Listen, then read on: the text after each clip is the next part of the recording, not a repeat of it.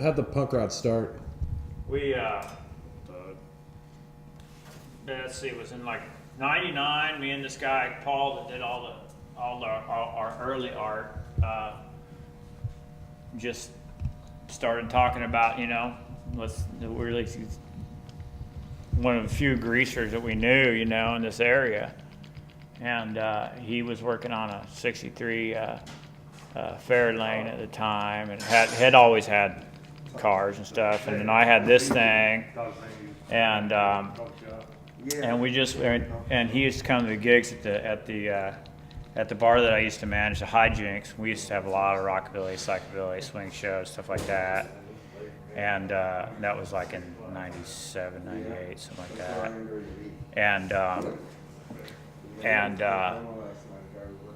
we just started talking about, we should start a fucking car club, It's like people are doing it, elsewhere, and just network and encourage each other and stuff. And he had like one concept, and it was kind of, real kind of 50s, and I was like, you know what? You remember that, the Munsters episode when they go racing? It was the punk rods. He was like, yeah, that's awesome. And so he drew up the little logo, and we were like, oh man, that's badass. And so we started having, so we made some shirts, and we started having these picnics, and just encouraging anybody we knew that had either an old car or a hot rod or a custom or a cars up on blocks, or whatever. To come around, and we'd have bands playing shit, and then and then in '01 we just decided to put on the car show, and so we started doing that, and we've done it every year since then, and the club's been tiny up until the last couple of years, and we've gotten, it was just like 3 people for the longest time, and we put on that show. Me and my wife and a couple other people, and then some volunteers would always come out of the woodwork at the last minute. That'd be cool. But then, this show got bigger, and we started meeting some more people of like mind, But, all those old punk rockers, a lot of people I used to hang around with, like half the people in this club now are people that I've been friends with for 20 years. That just finally said, you know what, I'm gonna do that project I always wanted to do. How'd you get into cars? Necessity, I guess.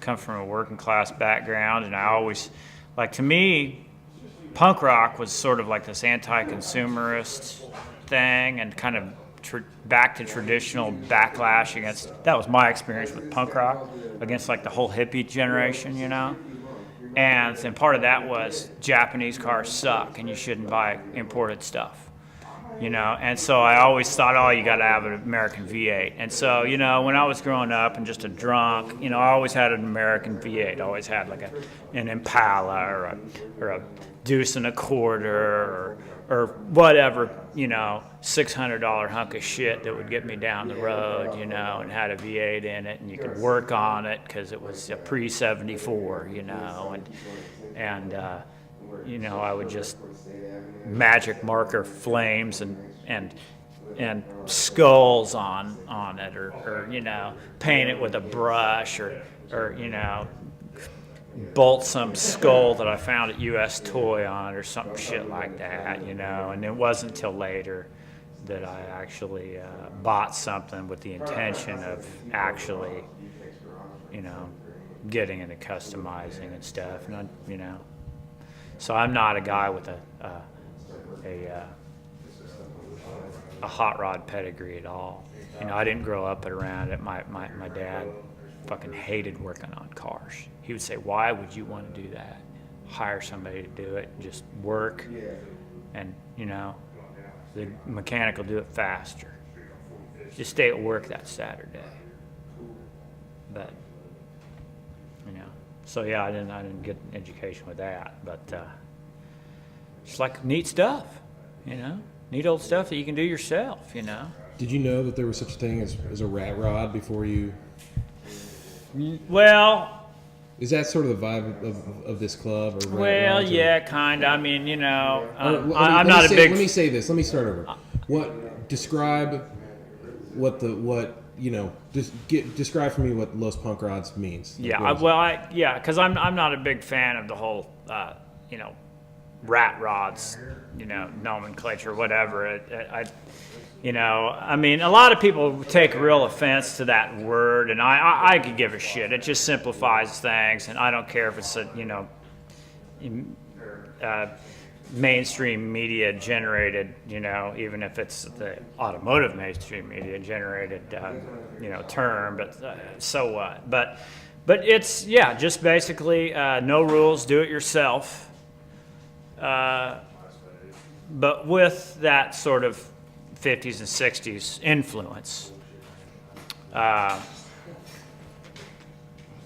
making stuff out of, old stuff, making it run. And we wanted to use that name Punk Rods because the one thing was that sort of Munsters thing. We all grew up, with the Munsters and with fucking Big Daddy Roth and the Revell model kits and all that. We were saturated with that horror and hot rod monster imagery, and the back of the comic books and everything. I mean, that was my religion as a kid. Big Daddy Roth monsters and iron-on T-shirts with offensive slogans on it. I mean, that was growing up in the 70s. And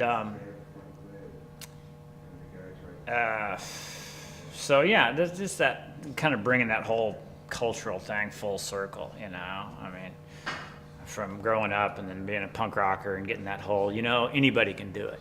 Punk rock came out and said, there's no fucking rules, and anybody can do it.